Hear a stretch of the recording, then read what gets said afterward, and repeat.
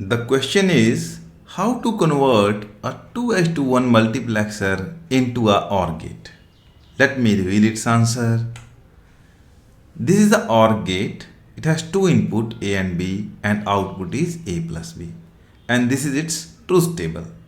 When input A and B both are 0, output should be 0. When A and B are 0, 1, output should be 1. When A and B are 1, 0, output should be 1. And when both A and B are 1, 1, output should be 1. Only when A and B are 0, output should be 0. Now I will convert 2:1 multiplexer into a OR gate.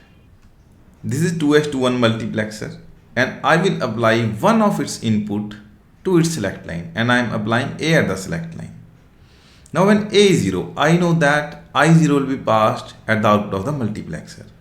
And what is the value required at the output when A is 0? When A is 0, output should be equal to B. So I will tie another input B at I0 input. So that when A is 0, this I0 will be passed at A plus B and it will become B.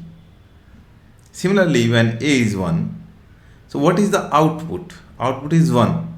So I will tie 1 at its I1 input because I know that when A is 1, I1 is passed at the output of the multiplexer. So we will tie 1 here. So this is how we convert 2:1 multiplexer into a OR gate. Thanks for watching. If you enjoyed this video, don't forget to hit the like button, subscribe to our channel, and ring the notification bell to stay updated on our latest content. Your support means a lot to us.